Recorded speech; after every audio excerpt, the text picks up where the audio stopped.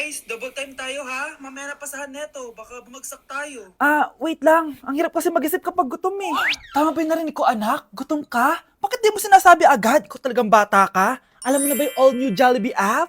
New Jollibee app? Yes, anak! Nag-explore kasi ako and they have the best prices online. At dahil bago lang yung app, may mga freebies like peach mango pie and chicken joy super meal pag new user ka. Plus, may free delivery pa. Ang convenient, nice! Sulit pala ang all new Jollibee app. Yes, anak! Mas madali na mag-order dito sa new app. In just a few tap, nakapag-order na agad ako. Wow, Nay! Bongga!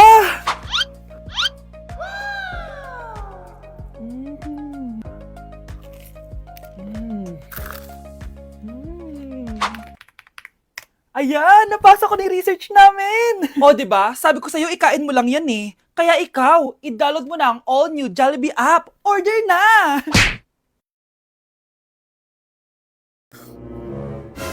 Bes, kaya pa? Parang pasuko na itsura mo. Sobrang dami pala nito, Bes.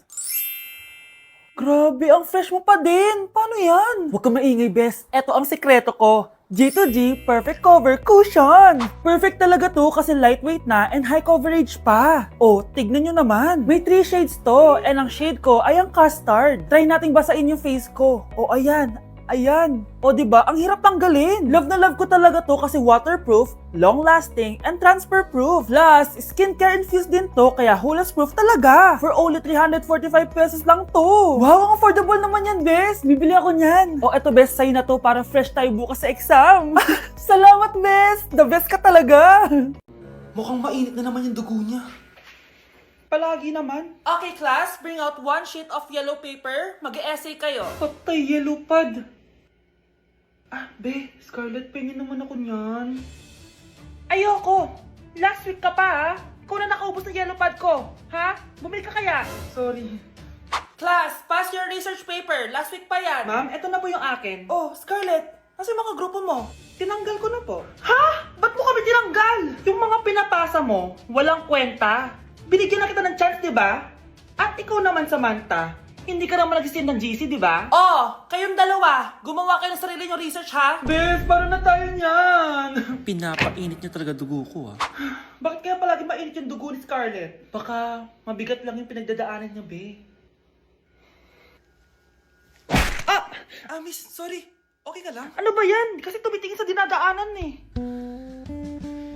Bes, tignan mo. Bulag ka ba, ha? Kita mong dumadaan ako dito tapos babanggain mo ako? Wow, maldita ka! Kala mo di kita papatulan? Oh, bakit? Porket cute ka? Porket type kita? Ayun, love life lang pala kailangan niya. Nakakakilig sila, Bes. Type niya daw ako? Nakakainis, ba't ko ba nasabi yun? Oh, mahal, saan ka galing? Galing ako sa doktor, mahal. Nagpa-check up ako. Oh, anong sabi? Malala na daw yung damage sa kidney ko, mahal. Kailangan ko na maoperahan. Kung hindi, alam mo na. Mahal, may savings pa tayo. Gamitin natin yun para maoperahan ka na agad. Hindi ganun kadali yun, mahal. Kailangan daw may mag-donate ng kidney sa akin. Ha? O, edi kunin mo yung sa akin, mahal. Kaya ko pa naman mabuhay ng isa lang kidney ko. Sure ka ba? I love you, mahal. Alam mo namang gagawin ko lahat. Maging okay ka lang, di ba? Congrats po, ma'am, sir. Successful po yung operation yung dalawa.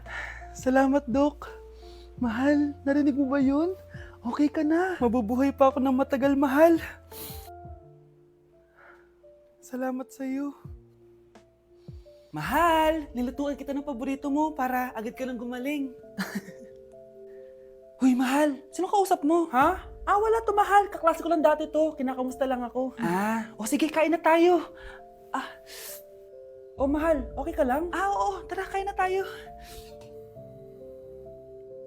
Mahal, nakakagalaw na ako ng maayos, oh. Di na sumasakit yung tahi. Aba, baka magulat ako. Nakakatakbo ka na rin. Mahal, aalis pala ako mamaya. Kasama ko yung dati kong kaklase. Celebration lang kasi gumaling na ako. Pwede ba akong sumama? Ha? Wag na, mahal. Baka mapano ka pa. Magpahinga ka na lang dito sa bahay, ha? Mahal, mag-ingat ka dun, ha? Mahal, alis na ako, ha? Yung cellphone mo.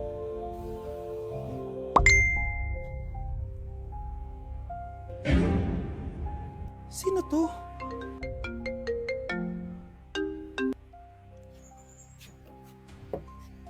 Hala, cellphone ko. Hello babe, papunta ka na ba? Miss na kita. Mahal, naiwan ko yung cellphone ko. Walang yaka. May kabit ka? Aroy, tinanggalan ako ng ngipin. Napakalaki ng tinanggal sa akin. Hello guys! Kung napapansin nyo, naka-brace na naman ako. Ilang araw din ako di makakain na maayos dahil sobrang sakit niya guys. So bakit nga ba ako nagpa-brace ulit? Fun fact lang guys, 6 years na ako naka-brace before. Pero di pa rin na-address yung issue sa ngipin ko. Kung makikita nyo sa picture guys, medyo palabas or flared yung ngipin ko. Kaya naman nag-decide na ako na magpa-brace ulit. Sabi din ng dentist ko, kailangan daw tanggalin yung 4 na premolars ko para daw pumasok yung mga ngipin ko. Kaya ngayong araw, tatanggalin yung mga premolars ko. Bago pala ako pumunta ng dentist, kumain na muna ako kasi alam ko di ako makakain mamaya. Buti na lang talaga masarap ang ulam at nakakain talaga ako na madami. Medyo kinakabahan nga ako kasi ngayon na lang ulit ako mabubunutan ng ngipin. Yung last bunot ko ata nung bata pa ako. Dahil tulog pa si Honey Bunch, di ko na siya gigisingin. Ako na lang mag-isa pupunta sa dentist. Good luck na lang talaga sa akin mamaya. So ayan, kinakausap na ako ni Doc. Sabi niya wala daw ako mararamdaman na sakit kasi may anesthesia naman daw na ilalagay. Ito pala yung x-ray ng mga ngipin ko. So yung may black dot dyan, yun yung mga tatanggalin. Kung makikita nyo din, impacted din yung wisdom tooth ko. So ipapatanggal ko din yan soon. Ito na guys, last look na buo ang ngipin ko. Kasi mamaya bungal na ako. Ayan guys, nilalagay na ni Doc yung numbing cream para kapag in-inject na ako ng anesthesia, wala na ako maramdaman. Dito sa part na to, di ko na ma-feel yung bunganga ko. At thank you Lord talaga, hindi siya masakit. Parang hinihila lang yung ngipin mo ganun. Charan! Tapos na, medyo nahirapan si Doc ha. Paano di mahihirapan? Sobrang laki ng kinukuha. Rate ko yung pain niya, siguro 3 out of 10 lang. Pero alam ko mamaya pa to sasakit pag wala na yung anesthesia. Sabi ko din kay Doc kung pwede ko bang itago yung ngipin ko, ilalagay ko lang sa ilalim ng unan. Eto na guys, ang itsura ng ngipin ko ngayon. Bungal ira na. Dalawa lang pala muna binunot ni Doc kasi next week daw yung dalawa pa. So yun lang naman guys, bye!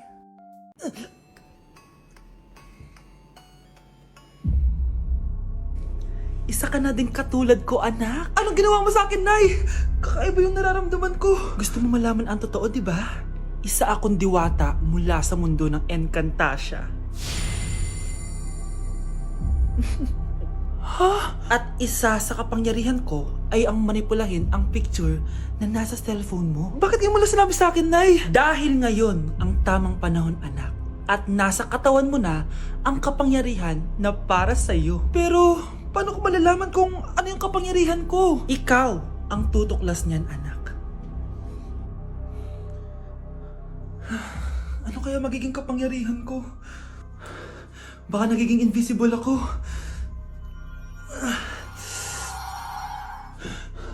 Hindi ako nawala. Baka kaya ko magpalutang ng gamit.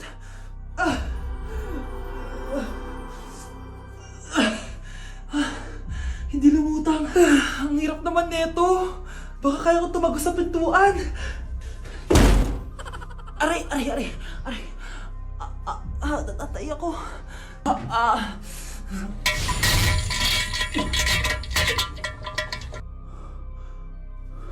Ano yun?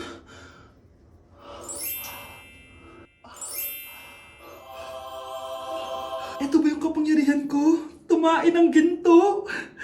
Nay, alam ko na yung kapangyarihan ko. Tumatay ako ng ginto. Anak, uminom ka na maraming pampatae para yumaman na tayo. Talino mo talaga, Nay.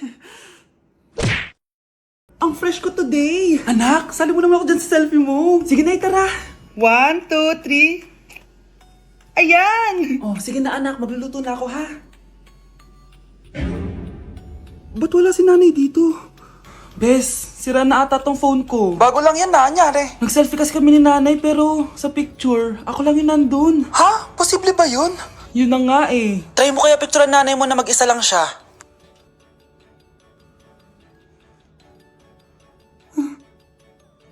Wala talaga siya. Anay, bakit mo ako pinipicturean, anak? Sabihin mo sa akin yung totoo, Nay. Ano ka ba? Bakit hindi kita makita sa mga picture? Ha? Patingin? Oh, nandito naman ako ah. Ano sinasabi mo, anak? Alam mo, anak, kumain ka na doon. Gutom lang yan. Scarlett, mag-ingat ka sa nanay mo. Ha? Bakit po, tita? May malalim na dahilan kung bakit hindi siya nakikita sa picture. Alam niyo po yung tungkol doon? Sige na, baka makita pa ako ng nanay mo. Kaaway ako nun. Tita! Oras na para malaman mo kung sino ka talaga, Scarlett. Mukha ka na namang stress, anak. O eto, mawawala yung iniisip mo. Ano to, Nay? Gatas lang yan, ano ka ba?